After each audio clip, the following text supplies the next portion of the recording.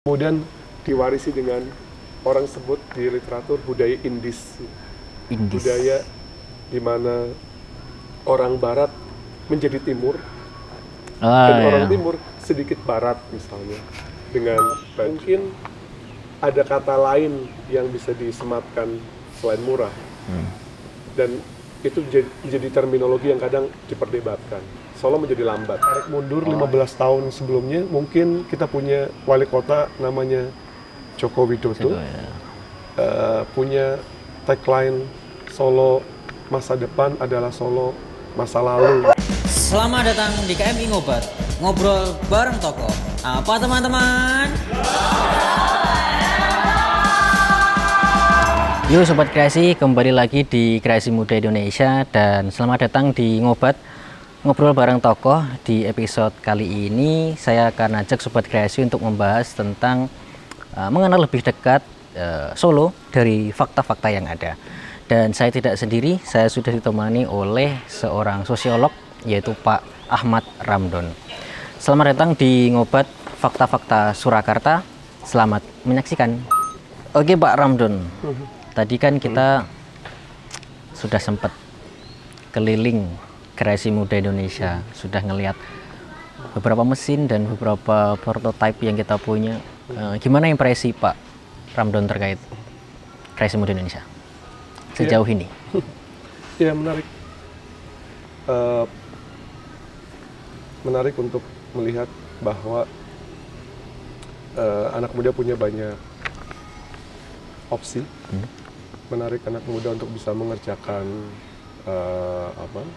beberapa produk, dan menarik untuk melihat bahwa produk-produk itu juga menjadi representasi dari kota Solo, tradisi atau bahkan yang paling kontemporer. Menurut saya menarik sih melihat kombinasi antara nilai-nilai anak muda dengan kerja kreatif di sisi lain dan mesin infrastruktur manufaktur di tengah-tengahnya sebagai medium gitu.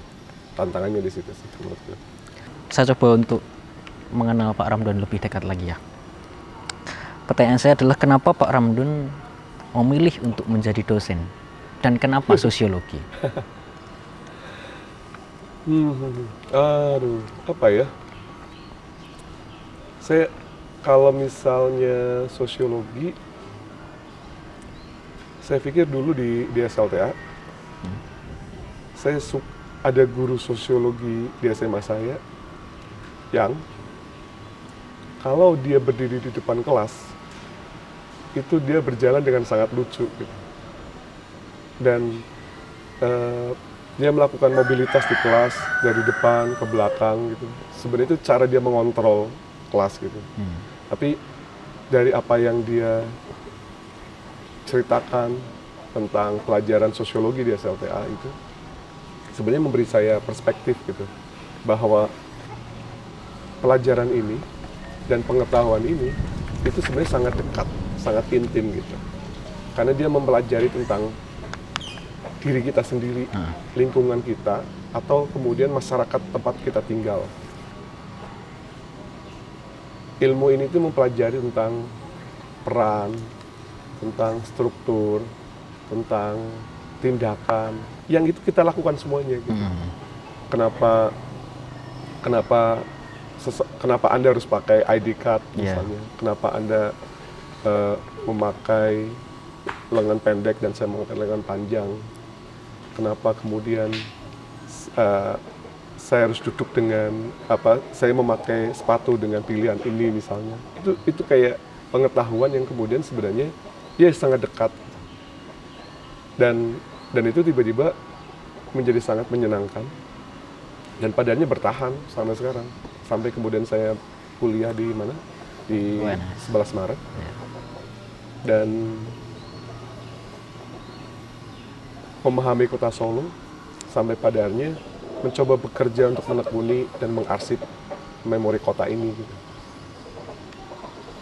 Dan itu bertahan sampai sekarang.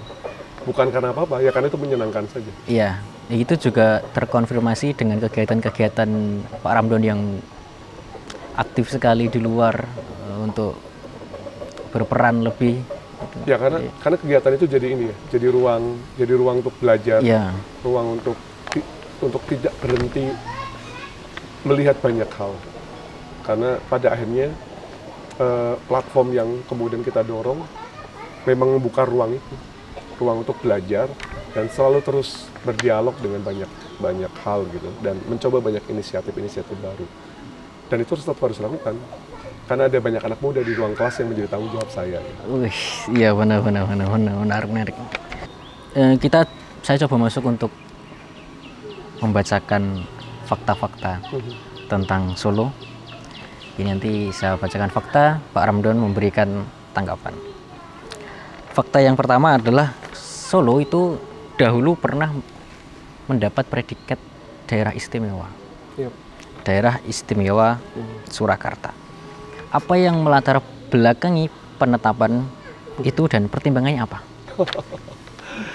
Waduh, itu harus dijelaskan secara detail dengan fakta sejarah. Tapi kurang lebih saya harus bilang begini. Ada situasi di mana ada proses kolonialisasi yang sangat panjang. Dan kolonialisme yang panjang itu dalam konteks sejarah di Nusantara, ia berhadapan dengan sebuah entitas kekuasaan tradisi. Solo itu punya kekuasaan tradisi itu namanya Kasunanan. Nah, ini proses yang sangat panjang. Bagaimana kemudian kota terbangun dalam sebuah dimensi antara kosmopolitanisme Eropa pada satu sisi, di sisi lain eksistensi tradisi juga nggak hilang. Sehingga kita bisa melihat wajah kota Surakarta itu punya arsitektur, punya nilai, punya kosmologi yang menarik gitu, karena ada dua dimensi ini. Nah, kalau pertanyaan tentang keistimewaan dan seterusnya, itu adalah bagian dari sebuah perubahan transisi zaman ketika kolonialisme memanjang sampai di 42 ketika Jepang datang, bagaimana situasi yang sedang terjadi di Perang Asia Pasifik, Perang Dunia Kedua, dan kemudian gagasan nasionalisme muncul di awal abad 20. Nah, perdebatan ini kemudian menjadi sebuah diskursus di periode itu gitu, antara 45, 46, 47, 48. Sebenarnya konsep ketika kita memproklamasikan negara, konsep negara itu ada di mana? Di sisi lain, ketika kemudian kekuasaan tradisi yang sebelumnya sudah ada, sebelum gagasan republik itu muncul, itu ada di mana? Nah, perdebatan itu kemudian menjadi sebuah diskursus yang sangat menarik, termasuk bagaimana membangun konsep republik, di mana fungsi kerajaan, di mana fungsi tradisi.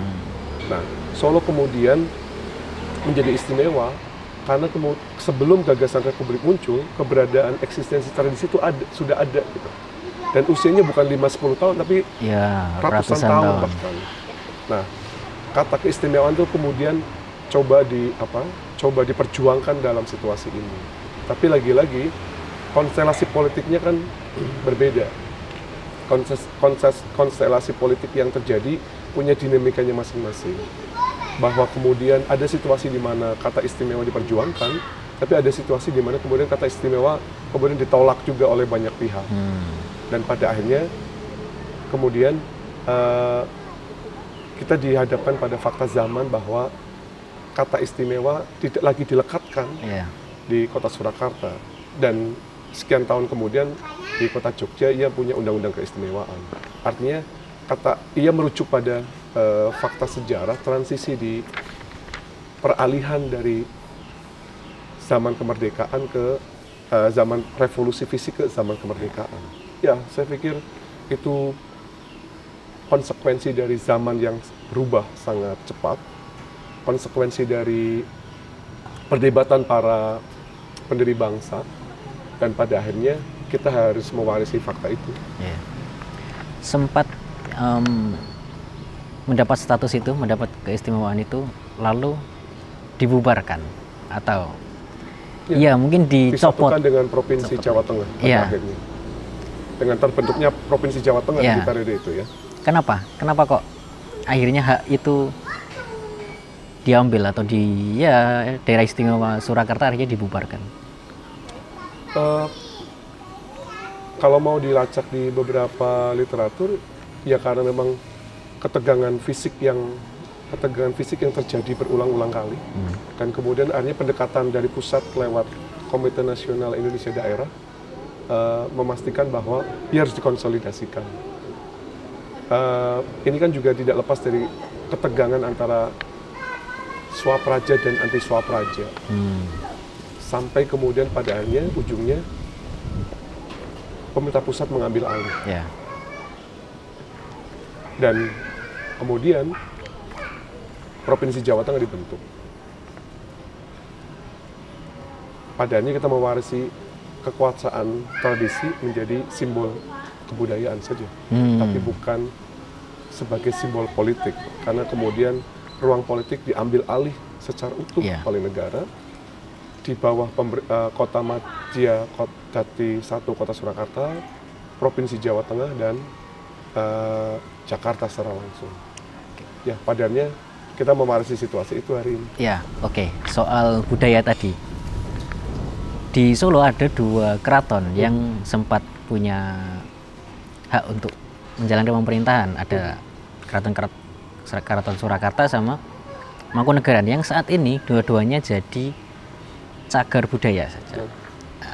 Menurut Pak Ramdon nih, kedepannya kedua keraton ini nasibnya akan gimana?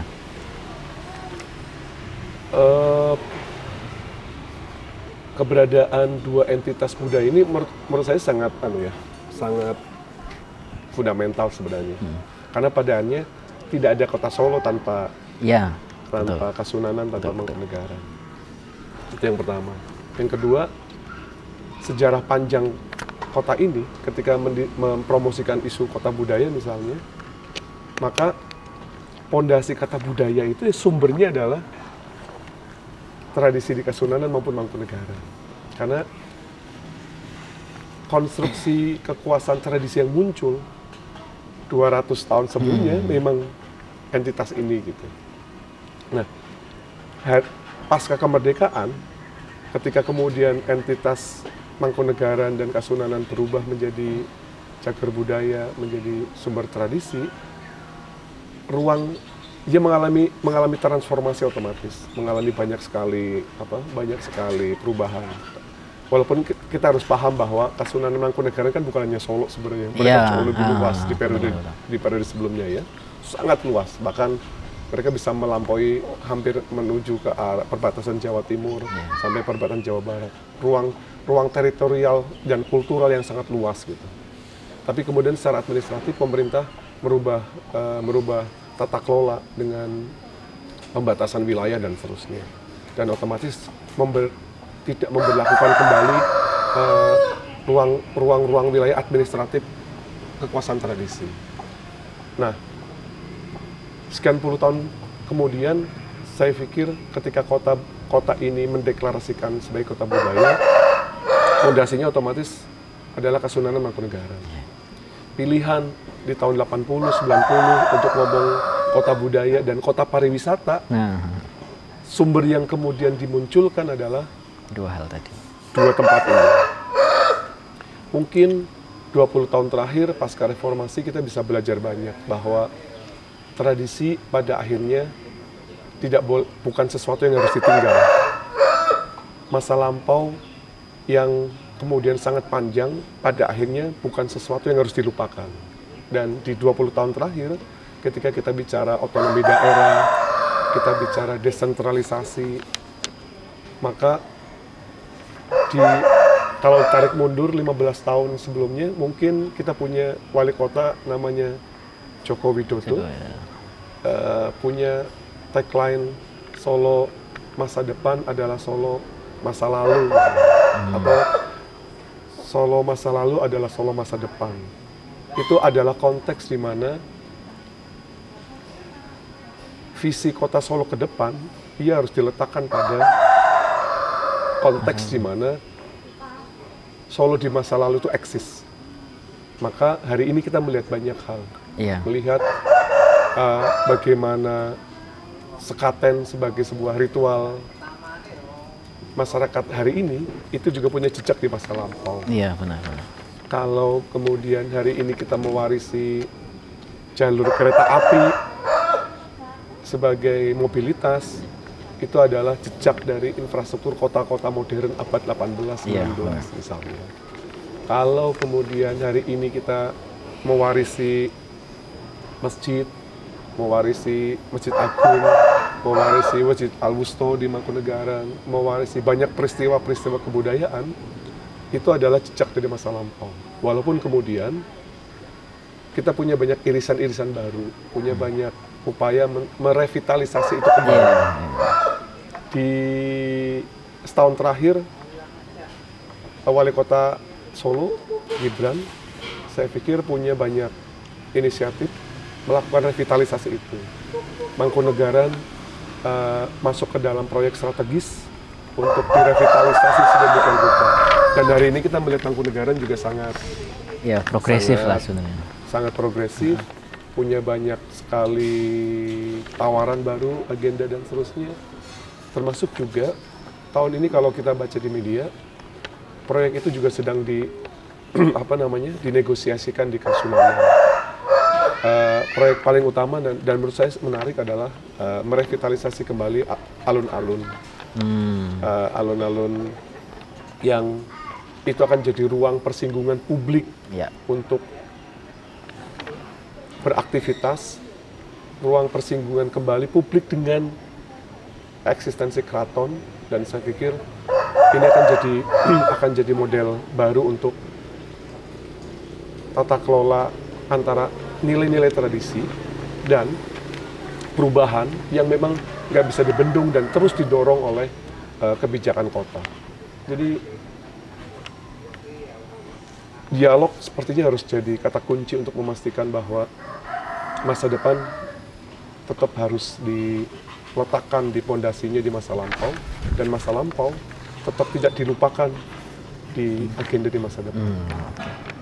Menarik, tadi Pak Ramdon sempat menyinggung revitalisasi. Sebenarnya saya juga ada fakta soal revitalisasi, tapi sepertinya nanti saja. Jadi akan saya bahas lebih jauh nanti di fakta-fakta berikutnya.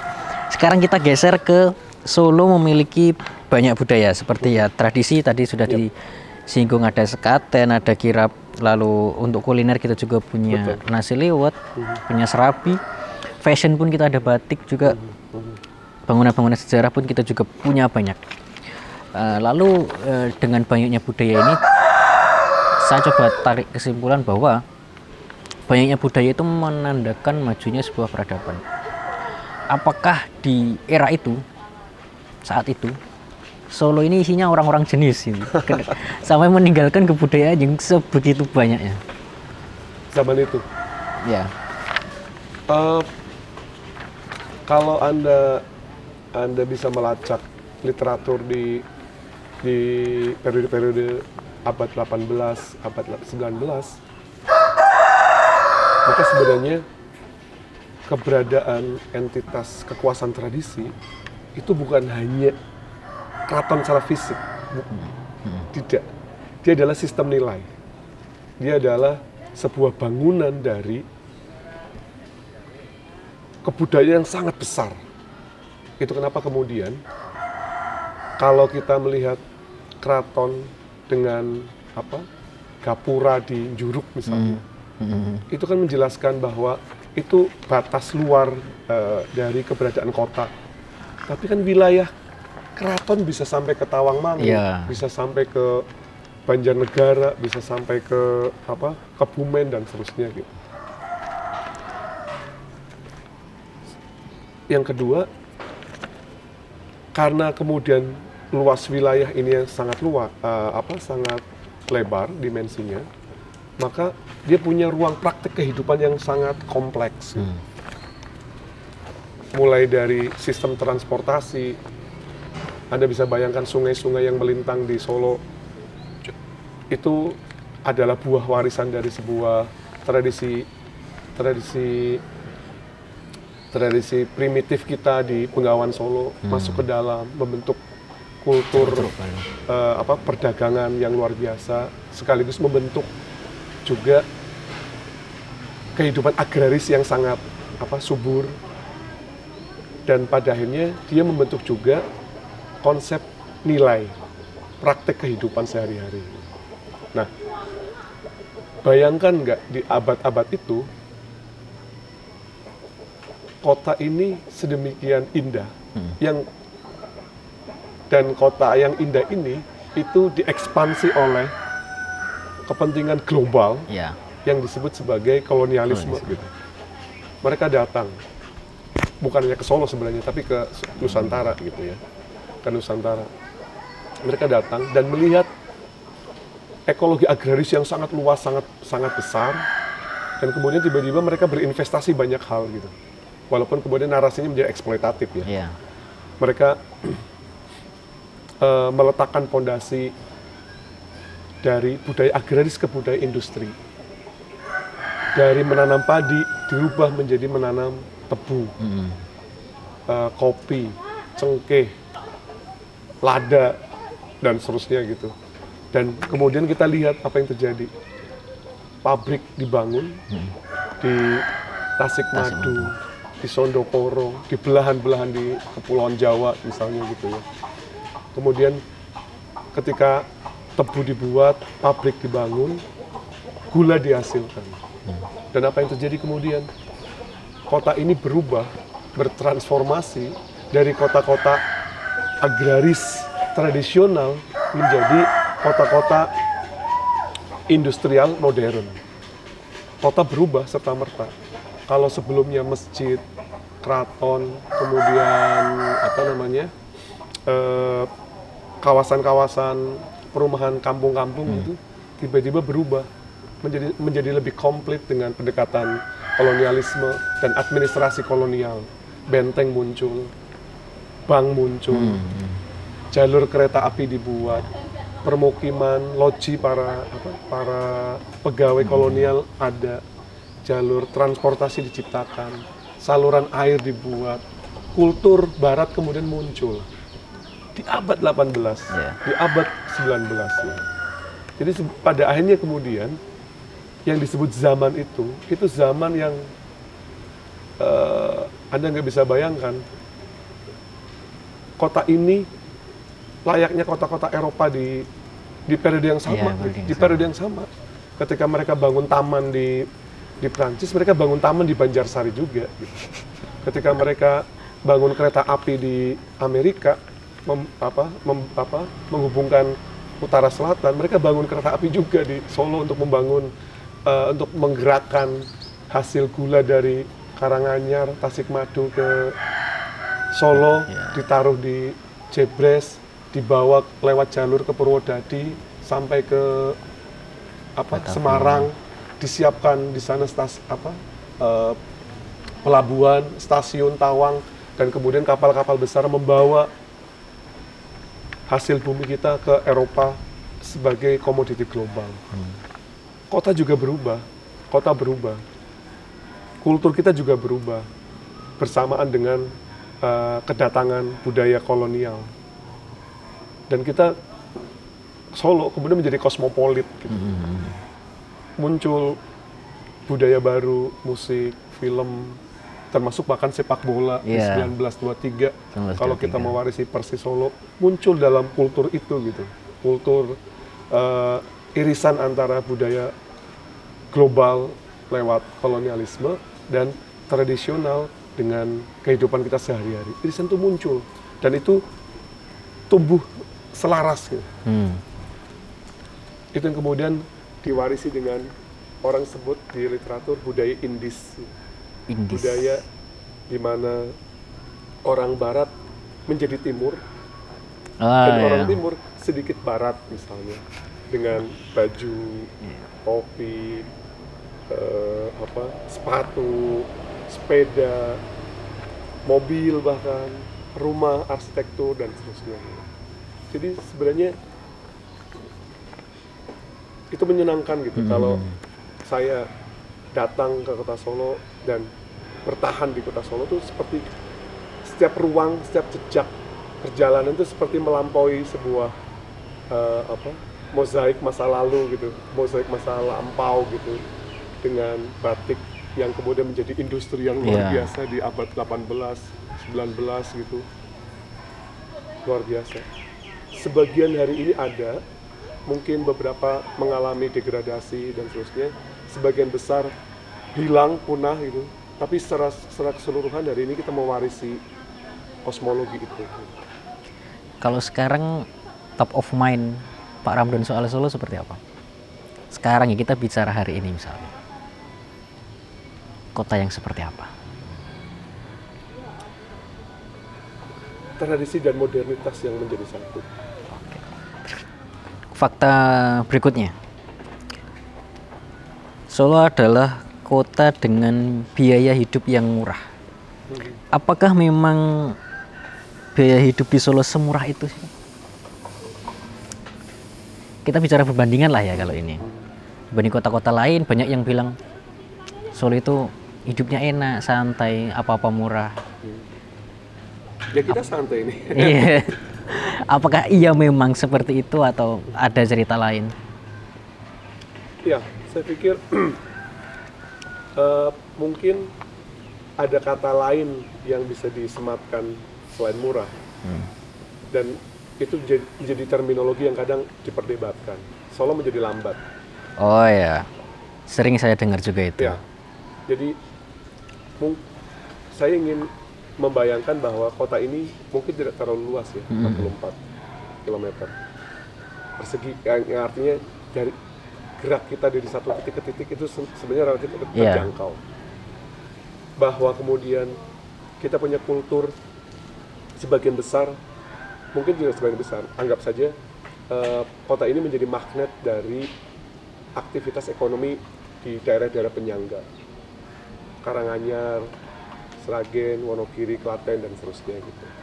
Sehingga kota ini tumbuh dengan ekonomi yang disangga oleh dua faktor. Satu, formal. Ada banyak alternatif menurut saya, entah mulai dari jasa dan seterusnya, atau yang informal. Kemudian itu sebagai sebuah konsekuensi logis ketika kemudian kepadatan itu menumpuk di satu tempat, selalu akan ada irisan ini. Nah, saya ingin melihat bahwa kultur informal kita itu hampir mendominasi bahkan pada sektor yang formal sekalipun. Anda nggak bisa bayangkan orang di pasar gede yang duduk di becak menunggu orang gitu. Kan kita tidak bisa sebut beliau malas gitu. Tidak. Tapi memang cara bekerjanya begitu. Atau kita masih bisa menemukan, saya tuh masih senang gitu melihat orang yang, contoh sederhana aja, isi ulang korek gas. Itu kita masih bisa nemu di mana, di pinggir-pinggir gang ya, di jalan-jalan, di pasar-pasar gitu. Rp1.000, Rp2.000. Tapi mereka bisa menghidupi diri mereka dan keluarga dengan cara itu. Menurut saya itu luar biasa. Itu daya survival yang luar biasa. Orang ketika formal mungkin diukur dengan durasi jam gitu ya, durasi jam kerja pagi orang harus berangkat, tapi jumlahnya tidak terlalu banyak, sehingga kepadatan kita nggak terlalu. Sisanya ketika sektor informal, orang akan punya fleksibilitas dalam mengalokasikan waktu. Orang bisa, ya kalau saya jual es, saya nggak mungkin berangkat jam 6 pagi gitu. Saya akan berangkat siang gitu. Sehingga kata murah, lambat itu sepertinya menjadi kayak keseharian gitu. Kalau saya jual warung hit, saya akan memulainya sore hari, dan saya akan tutup di malam hari gitu. Dan Anda bisa lihat kultur yang kebangun kan, kultur di mana orang tidak harus membayar di muka, tapi orang akan membayar di akhir sebagai sebuah relasi kepercayaan yang sangat mendasar gitu. Saya percaya Anda makan 5, oke, saya tidak harus mengeceknya kembali gitu. Oh ya. Kenapa? Ya karena itu konstruksi mental yang dibangun sebagai sebuah praktek keseharian gitu. Nah, kota ini itu punya dimensi-dimensi seperti itu gitu. Saya pikir luar biasa. Di luar dimensi bahwa ada orang yang bekerja di kantor dari pagi dan nanti sore pulang gitu. Tapi dia tetap akan punya dimensi lain untuk menghabiskan malam dengan nongkrong di wedangan, di pos ronda, atau menghabiskan waktu di Sekaten, atau Anda bisa lihat aktivasi Slamet Riyadi sedemikian meriah. Semua acara di Solo meriah karena kultur kita memang ada di ruang-ruang komunal. Dan itu kayak membaur natural gitu, tanpa harus dipilah, tanpa harus dipilih. Tiba-tiba menjadi sangat tumbuh pelan-pelan dan organik. Kita nggak kehilangan apa-apa gitu. Kita nggak perlu cemas naik motor macet, kita nggak sih. Tapi sangat nyaman. Memang unik ya, maksudnya untuk cara masyarakat Solo secara umum menjalankan roda perekonomiannya seperti ada yang becak tadi, ada yang isi ulang gas, ada yang wedangan segala macam. Kalau dari kacamata sosiologi melihat itu seperti apa, Pak? Untuk keberagaman orang-orang Solo survive secara ekonomi. Itu konsekuensi ketika kemudian pilihan negara menyediakan ruang lingkup kerja formal itu menjadi sangat terbatas. Ruang lingkup kerja formal institusi, entah pegawai negeri, PNS, Polri, macam-macam, menjadi sangat terbatas. Nah, di sisi lain, migrasi orang dari kawasan penyangga itu kan nggak bisa ketahan juga. Orang akan tetap melakukan mobilitas. Dan kalau saya harus bilang, proses urbanisasi ini bukan proses 5-10 tahun. Tadi kalau kita balik ke sejarah abad 18 itu, sudah ketika terjadi. orang disewa lahannya, orang pilih bekerja ke kota, bahkan menjadi buruh pabrik, buruh batik dan seterusnya. Itu yang kemudian di Orde Baru ketika perubahan orientasi ekonomi kita dari kita gagal di agraris menjadi industrial, tapi kemudian kita di pasca revolusi fisik kita gagal mengakselerasi infrastruktur industri kolonial, kita tiba-tiba memulai merubah konsep dengan perubahan manufaktur yang berbeda. Kita memilih tekstil, kita memilih infrastruktur yang besar. Nah, pergerakan ini juga berlanjut. Orang-orang dari desa ke kota itu tetap terjadi. Mereka menjadi buruh pabrik, mereka menjadi sektor informal, mereka bekerja di beragam alternatif pilihan di kota yang menyangga kebutuhan sektor formal, dan pilihannya menjadi sangat banyak. Itu yang membuat kemudian Solo menjadi meriah, menjadi kompleks, karena kemudian ia tidak berdiri sendiri, ia disangga oleh kawasan-kawasan di sekitarnya yang kemudian ia tidak bisa dilepaskan, ia tidak bisa dilepas gitu. Saya tinggal di Karanganyar, di perbatasan antara Solo dan Karanganyar. Perjalanan perubahan itu terasa kalau pagi dan siang.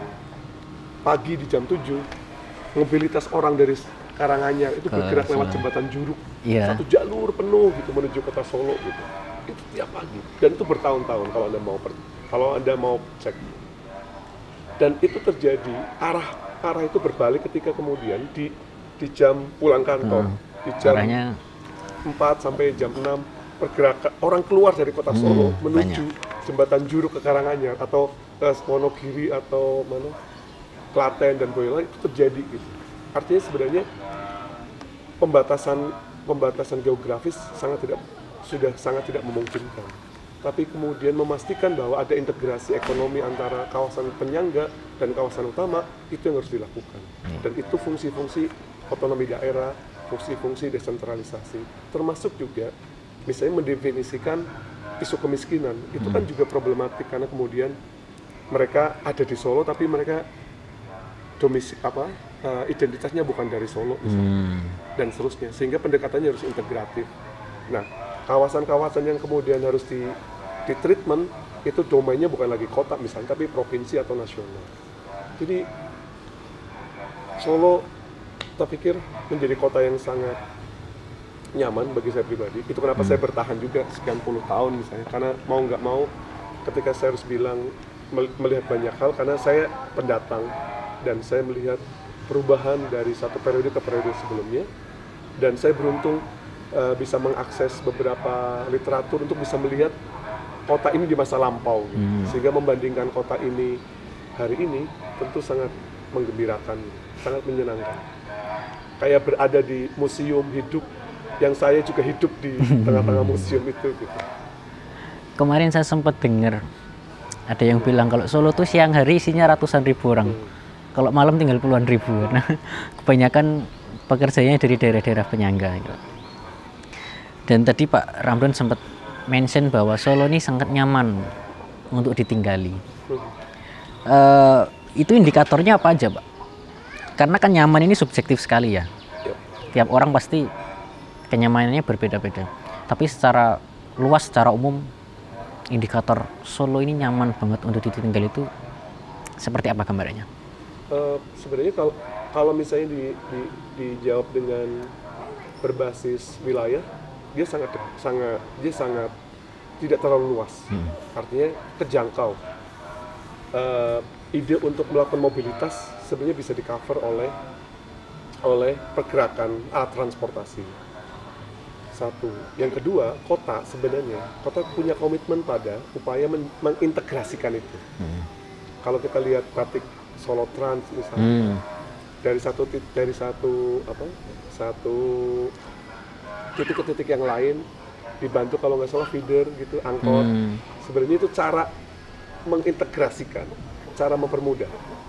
Bahkan ketika kemudian Solo punya keterbatasan, overload, maka BSD ini diperluaskan. Jadi didorong ke Karanganyar, didorong ke Wonogiri, karena dia pengen mengintegrasikan itu. Cara mengintegrasikan transportasi yang lain, bis terintegrasi dengan stasiun terintegrasi dengan terminal, dan terintegrasi juga dengan bandara. Itu kan sebenarnya sebuah konsep tentang bagaimana jarak, tempat itu diintegrasikan oleh transportasi publik, Mas. Transportasi publik. Nah, komitmen kota untuk menyediakan transportasi publik itu ujungnya adalah kenyamanan sebenarnya. Oh iya. Nah, tapi kalau saya pribadi, kalau saya kenapa nyaman, ya karena memang semua relatif terjangkau. Kalau Anda sebut kita murah, ya mungkin semuanya murah ya. Kalaupun ada wisatawan, mungkin nggak semasif di Jogja ya. Kemudian membuat standar harga juga berbeda. Yang kedua, populasi kota Solo tentu punya kepadatan yang masih ideal gitu ya. Maksud saya kecuali Jebres karena Jebres termasuk kecamatan yang relatif padat karena keberadaan universitas. Tapi sisanya sebenarnya kita tidak punya persoalan dengan isu kepadatan penduduk. Tapi tentu ke depan PR kita terhadap isu lingkungan harus dimitigasi. Isu kita terhadap layanan publik, kesediaan, keterjangkauan pada pemenuhan hak dasar, pendidikan, kesehatan. Solo kalau mau dilacak di beberapa kebijakan di desentralisasi itu luar biasa. Solo punya perda paling awal untuk berkomitmen pada anggaran pendidikan lewat APBD. Solo juga punya program paling awal untuk berkomitmen pada isu kesehatan lewat APBD misalnya. Kenapa bisa begitu? Karena perubahan kebijakan otonomi daerah merubah cara berpikir pemerintah kota untuk mereka memakai tagline dulu pas periode Pak Slamet Suryanto nyebutnya sebagai nguwong kayak nguwong. Solo punya punya komitmen itu di 20 tahun yang lampau. Wow. Artinya ketika kota-kota lain masih berupaya mendefinisikan apa itu otonomi daerah, apa itu desentralisasi, Solo punya kesempatan memulai itu. Dan kenapa kesempatan itu bisa ada? Ya karena ada banyak aktor yang percaya bahwa ruang demokratisasi itu harus diciptakan di kota. Dan pada akhirnya kota ini tumbuh dan mengalami transformasi, melewati proses transisi dari Orde Lama ke Orde Baru relatif lebih baik. Sekalipun kita punya titik paling sulit yaitu Mei 98. Kita punya chaos di situasi itu, tapi kita berbenah kemudian di hampir 20 tahun terakhir.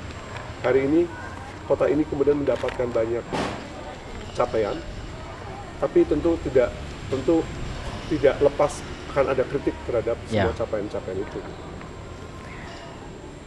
Saya geser ke fakta berikutnya. Solo punya slogan Spirit of Java. Awalnya saya cari tahu Spirit of Java ini apa sih maksudnya gitu. Ternyata memiliki arti jiwanya Jawa. Awalnya saya ngerasa wah ini slogan yang sombong sekali ini, jiwanya Jawa gitu. Cuma setelah mendengar jawaban-jawaban Pak Ramdan di awal, saya ngerasa ya masuk akal juga nih, Solo disebut sebagai Spirit of Java. Kalau tanggapan Pak Ramdan seperti apa terkait slogan ini ya? Apakah ini sebuah harapankah atau statement bahwa Solo adalah jiwanya Jawa atau seperti apa? Kalau meletakkan Jawa, punjernya ya Solo dan Jogja. Karena kita mewarisi kebudayaan Jawa, Mataram. Hari ini eksistensinya ada di keberadaan dua kota ini, Kasunanan, Mangkunegaran, Kesultanan dan Paku Alam. Jadi kalau Anda membayangkan kenapa di kota ini orang masih punya ritual, misalnya orang masih punya ritual tradisi gitu, apapun bentuk percayaannya ya. Saya harus bilang bahwa ritual-ritual tradisi ini itu bukan ritual baru, tapi sebuah ritual yang diwariskan dari satu generasi ke generasi. Kalau kita membayangkan keraton 300 tahun yang lampau, maka keberadaan keraton 300 tahun yang lampau itu juga tidak lepas dari eksistensi kekuasaan tradisi sebelumnya. Mataram awal yang kita sebut hari ini Mataram akhir itu di periode Islam gitu, di Sultan Agung sampai ke sini. Solo dan Jogja itu pewarisnya. Jadi kata spirit itu sebenarnya dia pengen tetap menetapkan bahwa masa lampau itu ruh dari sebuah perubahan kota di masa depan. Nah, kata Jawa itu kan sebenarnya kalau di administratif kebelah ya, timur, barat, tengah. Tapi sebenarnya kata Jawa kemudian dalam etimologi kultur kan kemudian melekatnya ke kita, gitu. Keberadaan keraton kita. Di sana ada Sunda, di timur kemudian Majapahit mengalami patahan yang luar biasa ternyata. Hari ini kita ada pada situasi itu. Jadi kata Spirit of Java sepertinya ingin mendaur ulang, sekaligus menegaskan komitmen bahwa Jawa ada, berubah, tapi tidak boleh hilang. Jawa akan menjadi fundamental dari bangunan sebesar apapun dan semegah apapun kota ini, karena dia tidak akan bisa lepas dari itu. Oke, menarik. Tadi sempat mention soal Jogja, dan mau sampai kapanpun kayaknya kalau ngomongin Solo ya gandengannya ya sama Jogja, Solo Jogja gitu. Isu yang berkembang di Jogja kan akhir-akhir ini soal romantisasi Jogja yang ternyata tidak sesuai dengan apa yang ada di masyarakat secara umum. Apakah Solo juga akan ke arah situ, Pak Ramdan? Karena kan akhir-akhir ini kita tahu juga, dan Pak Ramdan tadi juga sempat mention soal revitalisasi. Apakah itu juga salah satu indikator Solo akan diromantisasi di kemudian hari? Ya, Solo Jogja nggak bisa terpisah, betul, karena memang eksistensi tradisi. Yang kedua, setahu saya Solo Jogja juga terintegrasi dalam sebuah sistem ekonomi. Itu yang kemudian dihubungkan oleh KRL dengan jarak durasi kurang dari 1 jam. Mobilisasi orang dari Jogja ke Solo, Solo ke Jogja itu luar biasa masif gitu. Dan Solo dan Jogja juga punya isu yang kurang lebih sama dan utama, yaitu pariwisata. Yang membedakan adalah destinasinya. Pilihan destinasi di Jogja kemudian punya dimensi lebih banyak. Dia menghubungkan dengan lebih dekat dengan Borobudur, lebih dekat dengan pantai, lebih dekat dengan Merapi dan seterusnya. Tentu punya tantangan yang berbeda juga. Solo kemudian dengan isu pariwisatanya juga punya core yang sama kurang lebih. Dia tarik ini ke Tawamangu, dia tarik ini ke Candi Ceto, Suku dan seterusnya. Di luar bahwa kemudian ada destinasi yang kemudian diciptakan di Kota Solo. Tapi lagi-lagi PR besarnya pariwisata ini tetap harus dikendalikan, harus di maintenance demikian rupa.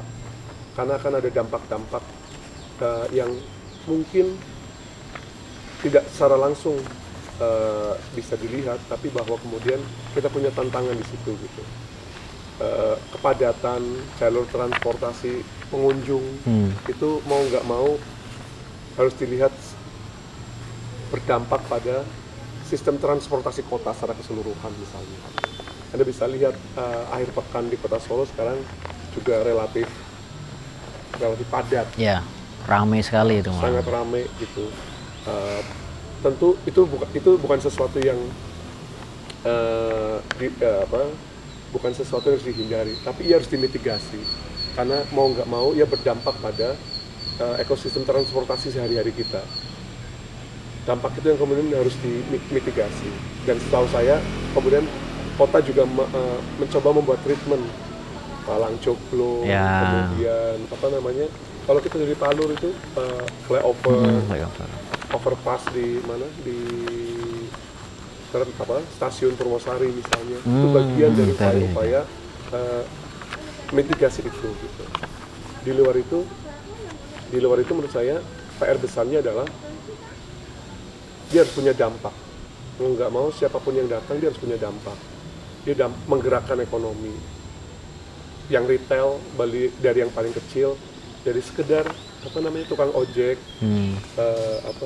tukang becak, makanan ringan sampai merchandise apapun, dia akan punya dampak. Jadi pada akhirnya kemudian mengelola pariwisata menjadi tantangan gitu. Bahwa kemudian ada investasi hotel gede besar, ya itu dilakukan, tapi menurut saya dia juga harus punya batasan-batasan tertentu, karena akan ada dampak ekologis yang harus kita hitung kembali ke depan dengan keberadaan infrastruktur yang besar. Jogja di sekian tahun punya PR itu kan, dengan isu Oradidol, dengan isu Jogja Asat dan seterusnya. Solo belum punya isu itu, tapi menurut saya kita juga tidak boleh ke sana, karena pada akhirnya pembangunan yang melampaui kapasitasnya akan selalu punya dampak-dampak ekologis, dan itu berbahaya di jangka panjang. Jadi pada akhirnya ini jadi dua kota ini harus saling belajar satu sama lain, dan atas nama otonomi saya pikir mereka juga saling belajar. Apalagi sekarang kita punya Mangkunegaran dengan raja yang sangat muda, Gusti Mangkunegara 10 yang saya pikir memberi banyak tawaran, memberi banyak peluang untuk melihat wajah kota Solo ke depan bersama wali kota yang juga relatif muda.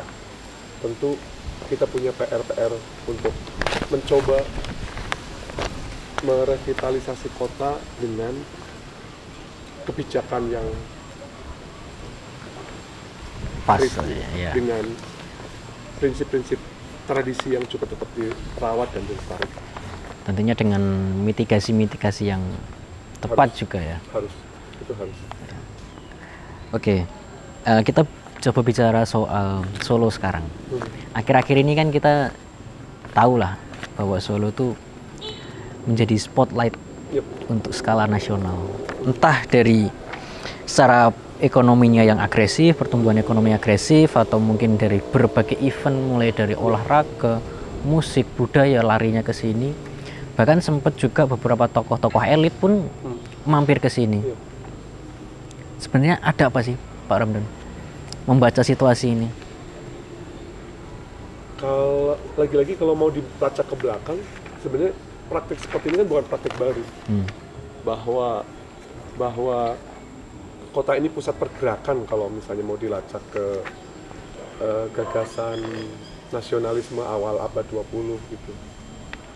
Pers itu paling awal, Solo juga bukan paling awal di Indonesia, tapi Solo menjadi masif dengan kehidupan pers yang menjadi media mentransfer gagasan nasionalisme misalnya.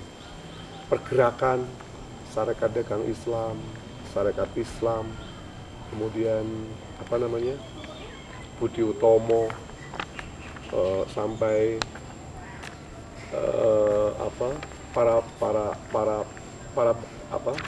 para pemikir bangsa yang kemudian mencoba merumuskan banyak gagasan tentang kebangsaan. Itu Solo sudah muncul di jauh sebelum sekarang ya. Gitu. Kenapa itu ada ya, karena kemudian keberadaan lagi-lagi eksistensi Kasunanan dan Mangkunegaran, dan itu meletakkan kita sebagai situs Kapujanggan itu. Nah, periode itu memunculkan nasionalisme, memunculkan revolusi dan seterusnya gitu. Bahkan pasca itu kita menjadi Orde Lama, jadi Orde Baru. Saya pikir di Orde Baru juga nggak bisa lepas dari keberadaan kota Solo, karena Bu Tin Soeharto juga beliau adalah kerabat Mangkunegaran, kembali ke Solo. Nah, di reformasi di 20 tahun terakhir kita melihat bahwa Solo menjadi ruang demokratis gitu. Ruang di mana inisiasi pada upaya mempromosikan demokrasi itu diambil perannya oleh stakeholder. Anda nggak bisa bayangkan wali kota yang kita pilih di tahun 2005, 2012 jadi gubernur di Pilkada DKI dan kemudian menjadi 2014 jadi presiden misalnya. Dan kemudian pada akhirnya Solo menjadi spotlight. Saya ingin mengatakan bahwa keberhasilan figur-figur kayak tadi, oke, Pak Jokowi jadi presiden gitu ya hari ini gitu. Beliau jadi gubernur DKI 2012, jadi wali kota 2005. Apakah itu kisah tentang seorang figur Jokowi seorang? Menurut saya enggak. Itu adalah potret di mana aktor kota itu terlibat dalam banyak peristiwa-peristiwa kota. Peristiwa-peristiwa yang membuat kemudian kota ini tiba-tiba mendapatkan banyak sekali perhatian gitu. Mendapatkan banyak sekali ruang di mana isu kota itu bukan lagi dikendalikan oleh seorang figur, tapi dalam konteks ruang yang demokratis, ia melibatkan ruang partisipasi yang luar biasa. Dan panggung kota bukan hanya politik, tapi ekonomi, budaya, dan seterusnya. Bahkan olahraga. Orang yang lagi cemas menunggu putaran Piala Dunia U17 akhir tahun misalnya. Kebayang nggak sih? Kita akan ada waktunya, kita akan jadi tuan rumah Piala Dunia Senior gitu. Kalau di roadmap-nya 2038 misalnya, tapi kita memulainya di U17 2023. Kita tarik mundur, kemarin kita punya ASEAN Para Games, kita tarik mundur, di Indonesia tuan rumah Asian Games. Dan itu semuanya menjadi benang merah dari ekosistem kota yang kemudian dikelola secara partisipatif. Jadi pelajaran baik dari peristiwa ini adalah ini bukan tentang 1-2 orang, gitu. Bukan tentang satu wali kota atau wakil wali kota, tapi ini tentang ruang di mana setiap pihak di dalam kota, stakeholder itu terlibat. Seni, politisi, media, swasta, masyarakat sipil terlibat bersama-sama untuk mengaktifasi kota. Dan tidak banyak kota yang punya kesempatan seperti ini. Berarti memang semua sektor berkesinambungan akhirnya membentuk Solo yang seperti sekarang ini ya? Ya, Solo jadi ekosistem bagi ruang di mana anak muda sekarang didorong sedemikian rupa kan. Anda bisa lihat bagaimana transformasi Lokananta. Anda bisa lihat bagaimana ruang yang diciptakan di Solo Technopark misalnya. Anda bisa melihat bagaimana Persis Solo bertransformasi juga dengan isu yang jauh lebih fresh dan seterusnya. Jadi tanpa harus menjadi spotlight bagi siapapun, kota ini memang harus berbenah dengan cara itu. Wow. Menempatkan anak-anak muda dan menempatkan stakeholder sebagai aktor utama dari perubahan kota. Dan kota ini sudah melakukannya. Catatan saya 20 tahun terakhir, kota ini melakukannya dengan baik. Wow. Jadi nggak perlu nunggu spotlight dari luar, ini memang seperti seharusnya harus seperti ini ya. Betul. Oke Pak Ramdon, tadi sempat nge-mention soal pertumbuhan ekonomi kreatif di Solo ini agresif banget ya.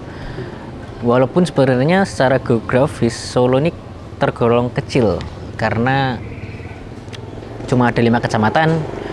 Beda misalnya kalau kita bandingkan dengan Semarang, mereka punya 16 kecamatan, Jogja punya 14, Solo punya 5. Tapi secara pertumbuhan ekonominya nggak kalah saing dibanding kota-kota lain. Gimana Pak Ramdon menanggapi hal ini? Ya, kebayang nggak sih kata kreatif itu saya pengen ilustrasikan di sate ini Pak Bejo gitu ya. Maksud saya sate yang dibuat dengan bumbu yang khas, dimasak dengan cara yang khas, disajikan dengan cara yang ya mungkin penyajiannya sama gitu. Tapi saya harus bilang bahwa makanan ini nggak akan hadir tanpa kreativitas gitu. Anda bisa lihat di Pasar Depok. Kalau saya suka burung, Pasar Depok lihat sangkar burung tuh gitu, bagus sih. Sarang burung ini kecil, ukiran, halus gitu, dengan motif sedemikian rupa gitu. Itu nggak akan mungkin tanpa skill atau kerja kreatif para tukang itu gitu. Atau yang paling khas di kota Solo adalah batik. Anda nggak bisa bayangkan batik itu sedemikian indah motifnya, dibuat tidak sekali proses, nggak kayak baju yang kita pakai sekali jadi gitu kan. Jadi, saya harus bilang kreativitas itu dia sudah embodied gitu. Dia melekat di kota ini sebenarnya gitu. Bahwa kemudian ada sekian waktu terakhir kota ini kemudian mengafirmasi isu kreatif, saya pikir itu menarik. Tapi bahwa fondasi kreativitas kita itu adalah tradisi wayang yang dibuat dengan sedemikian indah. Itu kan kreativitas yang luar biasa, bahkan sangat luhur, orang nyebutnya mungkin luhur dan seterusnya gitu ya. Itu luar biasa. Jadi kreativitas ini yang kemudian membuat penyangga terbesar ekonomi kota ini kan jasa. Dan kemudian ia tetap eksis karena ruang itu tetap terjaga gitu. Bahwa kemudian kota memberikan komitmen, kota memberikan afirmasi dukungan sektor UMKM, ke permodalan bagi sektor kuliner misalnya. Maka itu penting gitu. tapi bahwa saya harus bilang kata kreatif nggak boleh hanya disematkan pada kerja-kerja anak yang sekarang berindustri di musik misalnya, itu jelas. Itu industri kreatif di platform baru gitu ya, musik, sinema atau fashion, atau orang ngomong apa lagi, kultur film misalnya, industri kreatif ya, yang kemudian memang menjadi subsektor isu kreatif nasional. Tapi di kota ini yang didorong itu dikuatkan sedemikian rupa, tapi di sisi lain ada root di mana kreativitas itu juga sangat kuat. Nah, mengkombinasikan keduanya bakal menarik menurut saya sih. Mengkombinasikan antara bagaimana seni tradisi muncul dalam dimensi baru kreativitas gitu, atau dimensi kreatif baru itu punya akar di seni tradisi, itu sangat kuat. Saya kasih contoh, Persis Solo misalnya, dia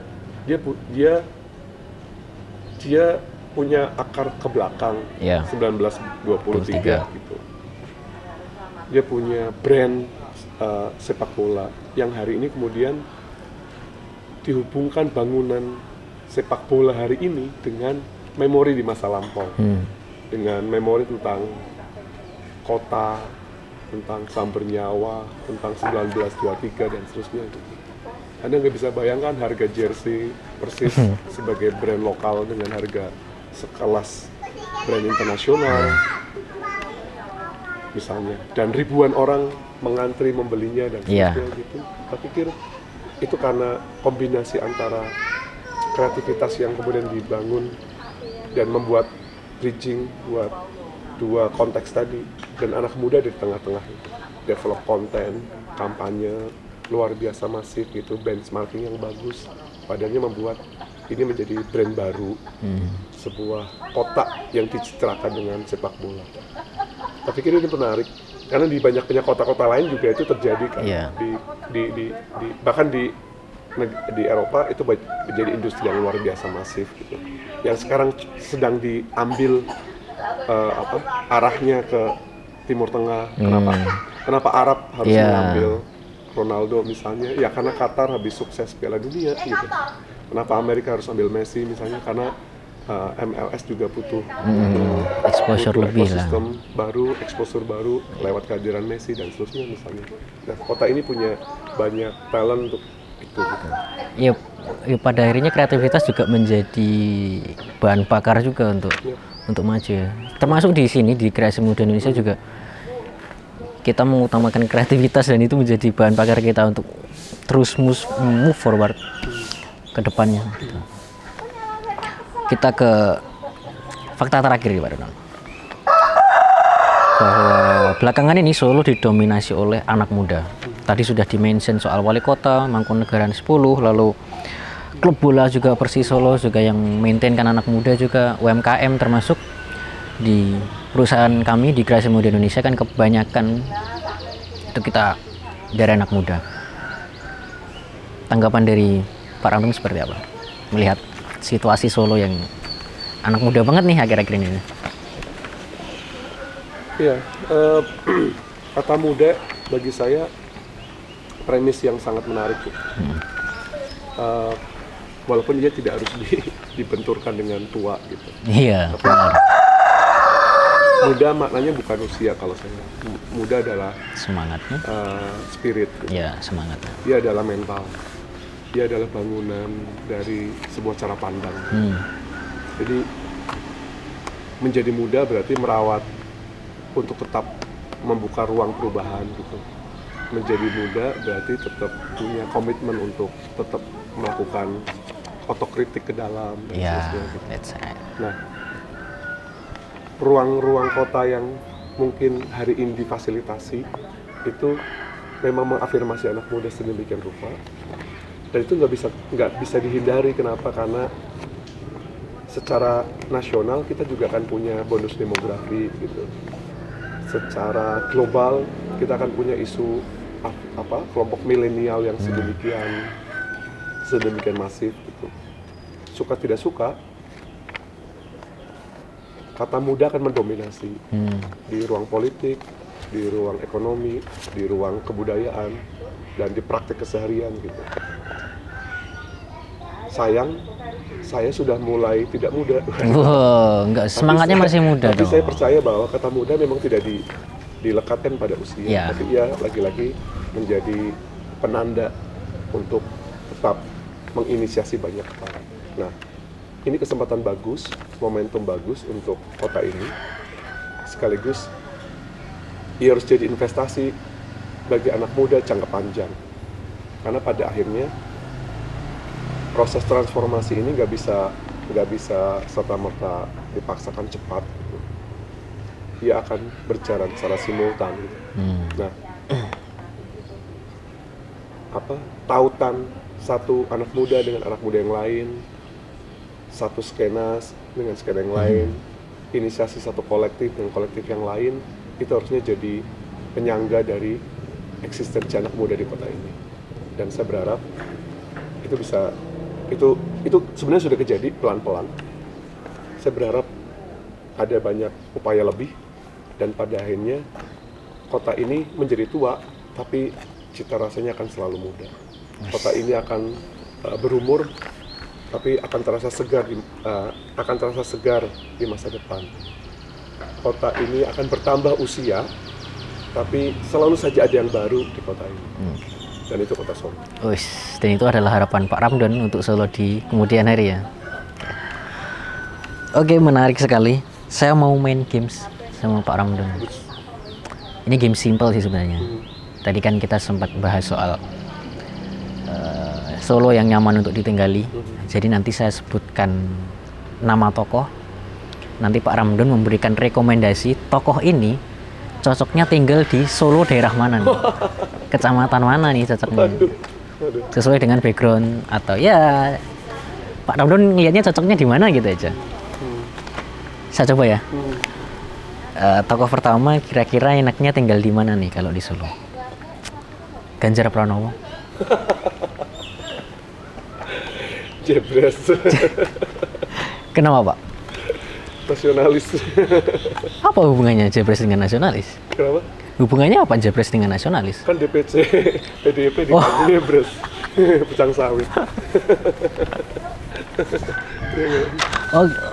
Baru tahu saya. Iya, kan? Ternyata DPC-nya di sini. kan dalamnya di Pucang sawit. Wow. Saya baru tahu, berarti Ganjar Pranowo kalau tinggal di Solo cocoknya di Jebres. Pucang sawit, spesifik banget, Pucang sawit. Kalau Prabowo Subianto?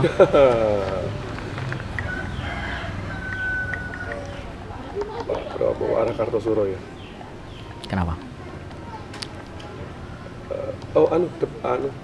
Dekat Kopassus. Wah. Solo Square itu kawasan itu. Oke, nyambung. Karena beliau backgroundnya militer. Oke, berarti pasnya di situ ya. Terakhirnya, pasti Pak Ramdan juga udah nebak nih. Tokoh terakhir ini siapa? Anies Baswedan. Pasar Kliwon. Kenapa? Karena beliau backgroundnya dari keturunan di Pasar Kliwon. Oke, Pak Ramdan, sudah selesai. Ini tadi sudah terjawab semua. Terima kasih. Gamesnya juga sudah dijawab berdasarkan background yang menarik juga. Terakhir, semua yang ngobrol dengan kreasi pasti kita bawakan oleh-oleh. Ini salah satu custom product yang kita punya. Ini Pak Ramdan, silahkan diterima. Siap. Oke, makasih banyak, keren. Ada tanggapan? Keren aja. Oke, kasih. Oke Sobat Kreasi, itu tadi obrolan saya dengan Pak Ahmad Ramdan. Kita sudah banyak bahas soal Solo dan juga tentang sosial, budaya, dan ekonomi kreatif. Sekian untuk Ngobat episode kali ini. Sampai ketemu di video-video berikutnya.